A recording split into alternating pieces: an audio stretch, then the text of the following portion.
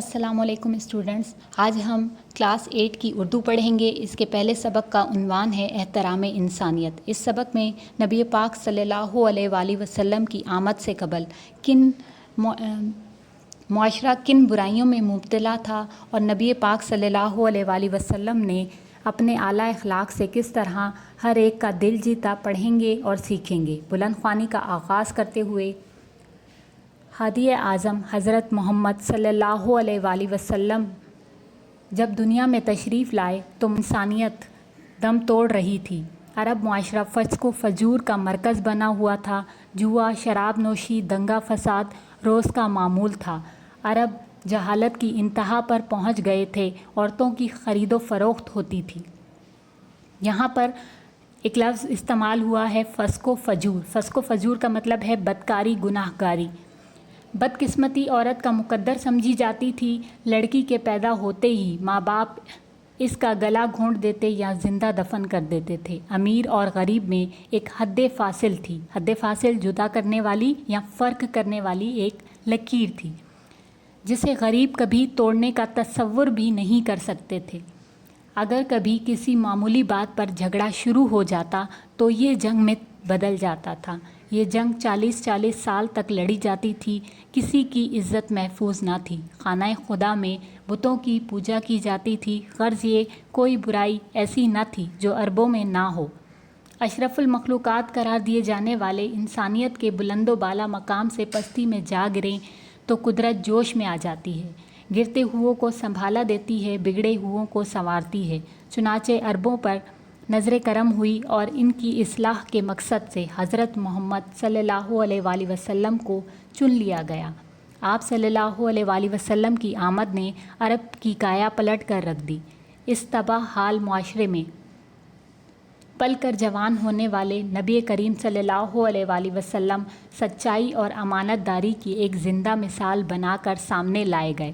آپ صلی اللہ علیہ وآلہ وسلم کو نبوت سے سرفراز کیا گیا۔ آپ صلی اللہ علیہ وآلہ وسلم کو معاشرے سے برائیوں کا خاتمہ کرنے اور بھٹکے ہوئوں کو سیدھی راہ پر ڈالنے کا منصب سونپا گیا۔ منصب کے معنی ہیں عہدہ، درجہ یا رتبہ۔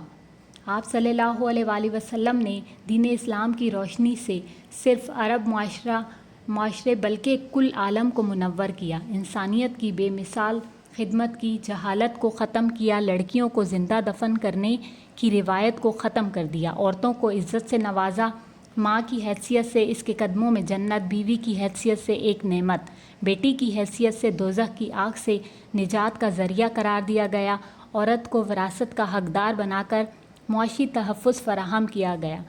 حضور صلی اللہ علیہ وآلہ وسلم نے ایک موقع پر فرمایا، اگر تم ماں کی تابعداری کرو گے تو جنت کے حقدار بن سکتے ہو، ورنہ اس کو دکھ پہنچا کر دنیا بھر کی نیکیاں بھی تمہارے کام نہ آ سکیں گی۔ عورت کو قدرت نے نازک طبع بنایا ہے، اس لیے اس کے ساتھ شفقت اور محبت کا برتاؤ کرنا لازمی ٹھہرایا گیا۔ ایک سفر کے دوران اونٹ پر خواتین سوار تھیں۔ ایک صحابی اونٹ کو تیز دوڑانے لگے۔ آپ صلی اللہ علیہ وآلہ وسلم نے فرمایا، دیکھنا نازک آبگینے ٹوٹ نہ جائیں۔ آبگینے کے مطلب ہے شیشہ، کانچ یا آئینہ وغیرہ۔ آپ صلی اللہ علیہ وآلہ وسلم کی تعلیمات نے عورت کے بارے میں مجموعی رویہ تبدیل کر دیا۔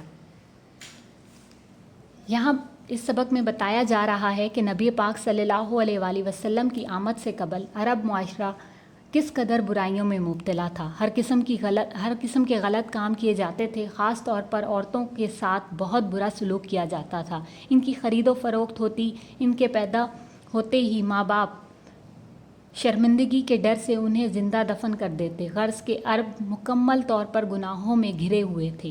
ان کی اصلاح کے لیے اللہ تعالیٰ نے نبی پاک صلی اللہ علیہ وآلہ وسلم کو یہ منصب سونپا۔ چونکہ وہ انہیں عربوں میں پلے بڑھے، اس لیے ان کے حالات سے بھی اچھی طرح واقف تھے۔